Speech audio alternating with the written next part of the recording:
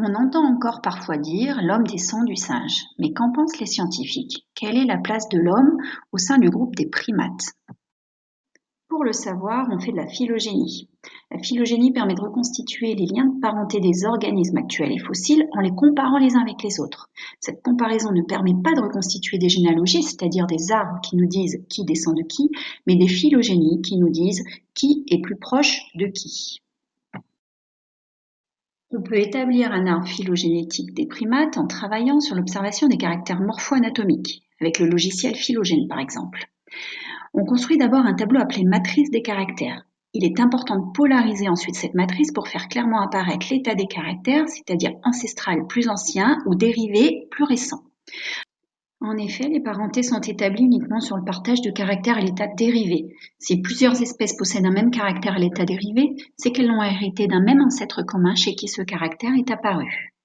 Cette étude permet d'établir un premier niveau dans les relations de parenté, mais pas de séparer les différentes espèces de grands singes qui apparaissent en bouquet. Chimpanzés, gorilles, bonobos et hommes partagent tout un même ancêtre commun hypothétique dont on peut dresser le portrait robot. Pouce opposable, ongles, nez, orbite fermée, narines rapprochées, pas de queue. Il est daté d'environ 7 millions d'années. Pour raffiner ces relations de parenté, il faut exploiter des données génétiques. On compare alors 2 à 2 des séquences moléculaires, séquences en acides aminés des protéines ou séquences en nucléotides de l'ADN.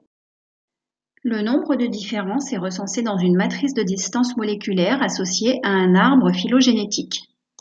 L'horloge moléculaire est une hypothèse selon laquelle les molécules d'une même classe fonctionnelle évoluent régulièrement dans le temps et à un rythme égal dans différentes lignées. Ainsi, la quantité des différences moléculaires constatées de nos jours dans des séquences homologues d'espèces distinctes peut être utilisée pour estimer le temps écoulé depuis le dernier ancêtre commun à ces deux espèces.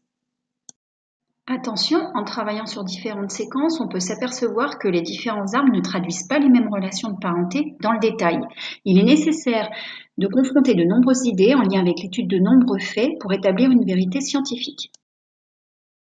Vous devez retenir que l'espèce humaine actuelle, Homo sapiens, fait partie du groupe des primates et est plus particulièrement apparentée aux grands singes avec lesquels elle partage des caractères morpho-anatomiques et des similitudes génétiques.